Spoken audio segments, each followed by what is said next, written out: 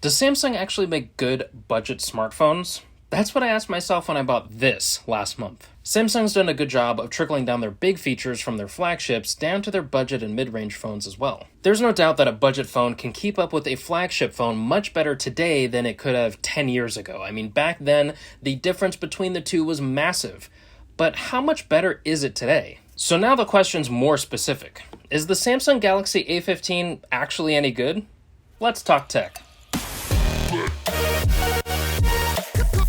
I'm Arnell with Ardently Tech. So before we get into the pros and cons, I want to go over the brief rundown of the specs of the A15 itself. The A15 comes with a 6.5-inch AMOLED display, runs the current version of Android 14 and One UI, has 3 cameras with the main being a 50-megapixel camera, a fingerprint sensor, 6 gigs of RAM, 5,000 mAh battery, and a MediaTek Dimensions processor. So now that we got the spec mumbo-jumbo out of the way, let's get into the actual real-world usage and the things that I like about it and things I don't like about it. So with the pros, there's a lot to like, starting with the price. You can typically find the A15 5G for somewhere between about $130 to $160 on Amazon. Can sometimes be higher or lower depending on specific sales, but that's honestly a pretty good price for a budget phone. And with that price, you're getting a phone that doesn't quite look like it is at that price either. So you're getting something that looks like it's more expensive. The bezels all around have a nice sharper color to match whatever color that you got. And then also the back itself is a nice shiny plastic. It honestly tricked me a little bit. It almost seemed like it was glass, and it just looks nice. It also has this nice little sheen to it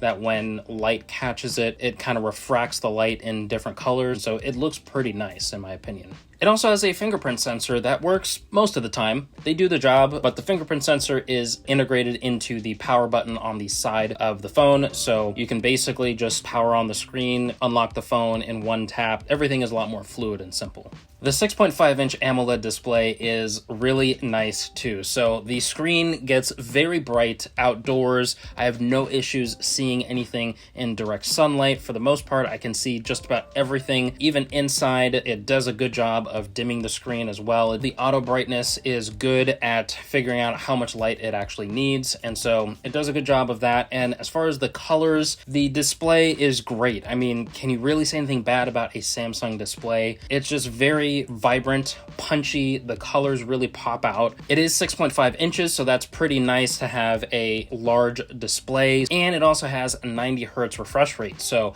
that's great coming from the land of 60 hertz. It looks very nice and smooth, so it's exactly midway point between 60 and 120, and it's something that you can really appreciate once you actually see it in person. That's something that I did not experience before, and so having something like that on this display is really something that I really appreciate. And along with the media consumption, it has a nice large speaker at the bottom, a singular speaker. It does not have dual speakers, for stereo sound, but that's honestly okay because the single speaker at the bottom is very loud. I have no issues hearing it. If I am on speakerphone outdoors and it's a noisy environment, I can hear everything just fine. And the battery life is great. So like I said, it has a 5,000 mAh battery. With the power consumption and my, average daily usage, I can comfortably get a day's worth of usage out of this. I'd have to really try and go out of my way to actually run out of battery midday or anything. And I can pretty comfortably end the day at around 30 to 40%. And it also has 25-watt fast charging, which is very helpful because when you're using a battery that large, that is going to take a long time to normally charge, and so you can get a full charge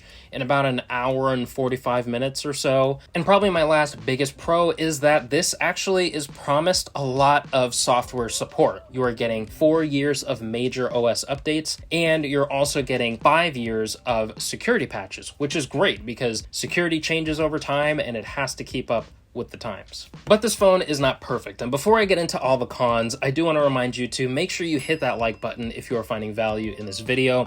Also, while you're at it, right next to the like button is the subscribe button. That would mean a ton if you would subscribe and help grow this channel. And if you want to see more smartphone reviews, whether it be budget, mid-range, or flagship, make sure you comment down below. Let us know which phone you would like us to review next. So now we're in the cons, and there are some cons here. I'm going to list them out from smallest to biggest annoyances and grievances. Now, for one of the smallest cons is that this does not have eSIM functionality. And so for some people, it's not that big of a deal. I have a physical SIM. I'm able to just pop it out of the A15, pop it into any other phone I might be testing and reviewing. And so ultimately, at the end of the day, for me, it's not a big deal. But for some people, that is a big deal and is really important. And something else that is super important is actually having a good service provider to back up that SIM service. And so that's why we partnered with the folks at Mint Mobile. So while you're considering getting a budget phone like the A15 and saving some money, you might want to also consider saving money with a good quality service provider, being Mint Mobile. Mint Mobile is on the nation's largest 5G network, meaning that you're going to get quick and reliable data that is there to back you up in places that you need it. If you're like me and you're wanting to find ways to save, Mint Mobile has your back because they have plans as low as $15 a month, meaning that you're able to get reliable, unlimited data without having to break the bank. Trust me, Mint Mobile is the way to go. Check the link out down below in the description or scan the QR code right here for more details. Thanks to Mint Mobile for helping make this video possible. So back in the world of cons, the next thing that is a little bit more of an annoyance for me personally is that this does not have wireless charging. I've grown so used to wireless charging with my iPhone and just any other phones that I'm testing. I don't know. For me, it's one of those features that I think if it included it in there, that would have really set it apart from the other budget phones that are in this price range. I think it would have been a really good addition to it. And like I said earlier, you are getting the current software of Android 14 and One UI, but what you're not getting with the budget